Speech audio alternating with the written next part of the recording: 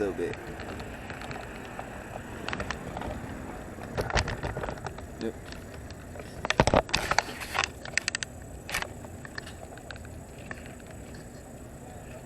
Yep. All right, we are the Hebrew Israelites.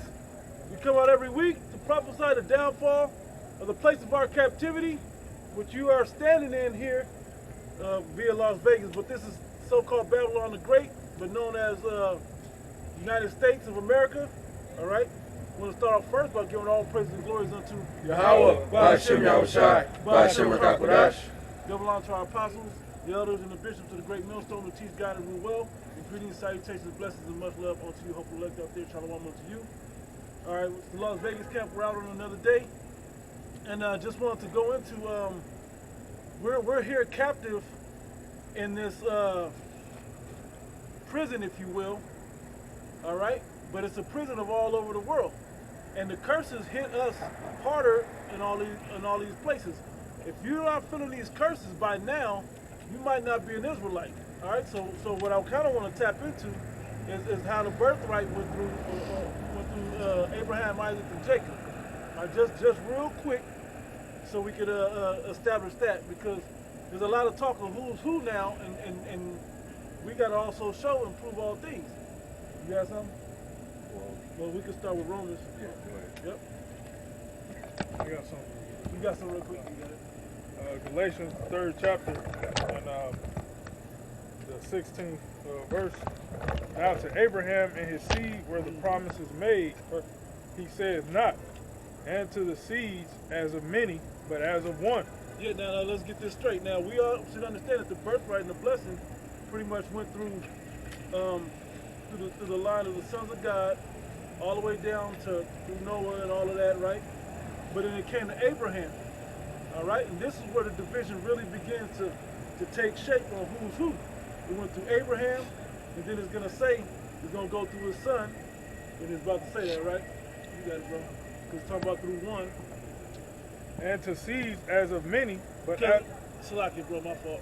Because Abraham didn't just have one son. He had many sons. We all talk about the two, all right? But there's one of those that it particularly went through. You got it? and to seeds as of many, but as of one, and to thy seed, which is Yahushua. Which is Yahushua. And what line did Yahushua come through? He came through Isaac and Jacob. All right? So it went down from Abraham to Isaac to Jacob. Now we're going to show you that. You got it. Let me clarify. Yeah. If you could receive it, receive it. Sure. But Yahushua was Isaac. Yep. Thank you. That's why it said in that seed that was the anointed, because that was Yahushua. All right. Remember when I believe it was when the Lord was getting ready to he was testing the faith of Abraham, and I think it was he had him set him on an altar and was telling him to pretty much sacrifice his son. Yeah. But it was really just a testing, and he was getting ready to do it. Yep. Right. But the angel came in and stopped him from doing it, and sent the, and they sent in a ram or by the thicket. Yep. And it was caught. And it was caught, and he sacrificed that. Showing you that's what the faith of Abraham means. Being obedient unto the voice of the Most High, to the point where the Most High was comfortable with Abraham, that he called him his friend. All right, so the blessing was definitely going to be made with him, because hey, I'm going to bestow my blessing upon a man that I can trust. Right. You know, he's loyal. This is my friend. So of course I'm going to make a covenant, an agreement with him. And it's going to trickle down to his descendants. And we know that Abraham, he had two sons. Yep. You had the firstborn, which was Ishmael, which the Arabs come from, through the bondwoman Hagar. And then you had Isaac came from out of Sarah. All right, and then he had 6 other sons through Keturah. None of them were chosen. So that's what the point that the brother is trying to make. These two factions right now, you got Esau that came out of Isaac, and they're going back and forth fighting with Ishmael over the inheritance. Yeah. The blessing. Right. And neither one of them were were in that contract. Isn't it ironic? It's the other son that didn't get chosen.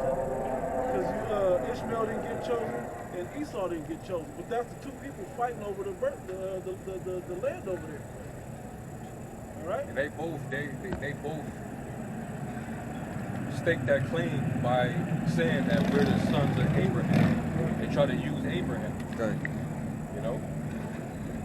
But they don't understand that the Lord made the agreement and it was only going to trickle down to a particular a chosen line, lineage. Okay. Just because you happen to come or descend from Abraham, that doesn't make you a child of Abraham. Right? Because you're not chosen. So that's what the brother is establishing. Right.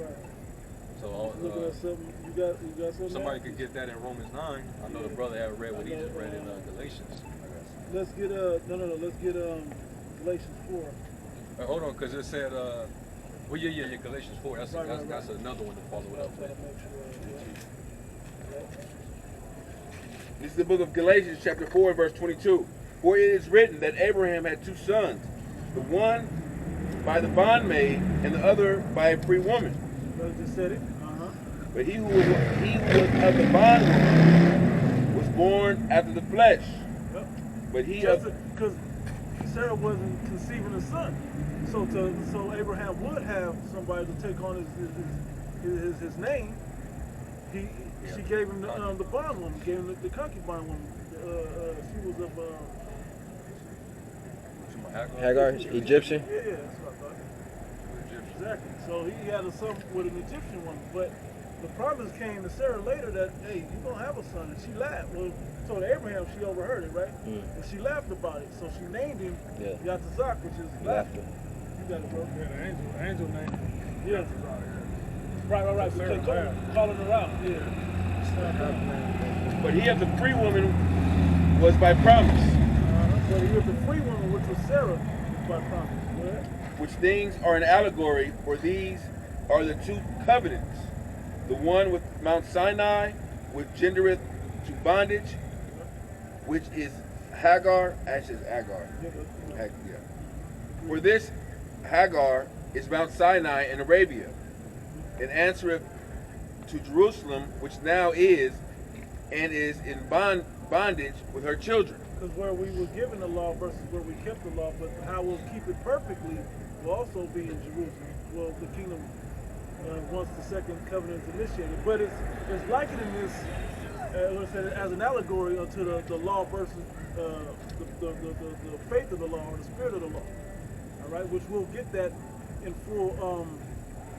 fullness once we have the second covenant initiated within us in the new bodies.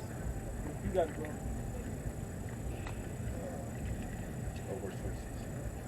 But Jerusalem, which is above, is free, which is the mother of us all. For it is written, rejoice, thou barren, thou bearest not. Break forth and cry, and that travaileth not. For the desolate have many more children than she which hath an husband. Now we brethren, as Isaac was, are the children of promise. And we're getting to the point. All right, the promise is in Isaac.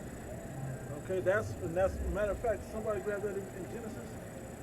It's like, no, it's in like 17, 19, right around there, where it was promised unto Sarah that she would conceive a son. He kind of said it. You can probably keep reading. Okay, verse 29. But then he that was born after the flesh persecuted him that was born after the spirit, even so it is now. Nevertheless, it was a rivalry between Ishmael and Isaac. You know, Ishmael being the firstborn, so he kind of looked down upon his younger bro, and he thinking that he gonna be the one to inherit. Mm-hmm. But no, he got rejected. You know, so that's why if you understood this history, you wouldn't be feeling sorry about the Either one of them over. You wouldn't be feeling sorry for neither one of them guys out there. These whole protests and the violence between the two factions. You're not to get involved in any of that. You shouldn't feel nothing for those people. Hey, because they're gonna cancel each other out. Yeah. Essentially. I mean, somebody's gonna emerge a victim, but all we still gotta do is sit back and wait for the rightful landowner to come in and evict everybody out of there so he can put his rightful people in there. Right, and on top of that, they were all part of the conspiracy to keep you from understanding who you were. Right. So they all capitalized off of you not knowing who you were. You don't ever get your inheritance back. All right. Right. The leaders of those nations right now, they know that who the real people are, because they're cashing in on what they think is the fact that the Most High has done away with His people. You know that covenant was done. Nullified. Exactly. You know. Nevertheless, what saith the Scripture? Cast out the bondwoman and her son, for the son of the bondwoman shall not be heir with the son of the free woman. Yeah, not together either. It's not going to be together either. It's just for us. And then when it comes down to us, it goes between them two, then it goes down to the sons of the children. And it don't even go to the elder of that son. It goes down to the chosen. Yeah, like That Ephraim. was said before they were born. I was gonna say, much like Ephraim and Manasseh. Yep. It's not up to us. That's why I love Romans 9, because Romans 9 cuts all the madness. He gets the Most High chose how he wanted it to go. It don't matter what the tradition was. It's how the Most High wanted it to be. So then, brethren, we are not children of the bondwoman, but of the free. Yeah, we're children of the free woman. And like I said, that was an allegory of the law versus the spirit of the law. Okay, the physicality of the law. But it told the truth in it, though, of the history of how it's supposed to go. It was interesting because Ishmael was the son of the bondwoman. What we know about the history is that they were always dealing with captivity, like as far as being the slave masters Traders. or slave traders. Yeah. Yeah. They were the ones who sold Joseph into slavery. Yeah. They were the original slave traffickers, so to speak. And we can't forget about years down the line with the sub-Saharan slave trade. They were instrumental in our captivity as well. But we don't forget that, so we don't have any sympathy for those Ishmaelites.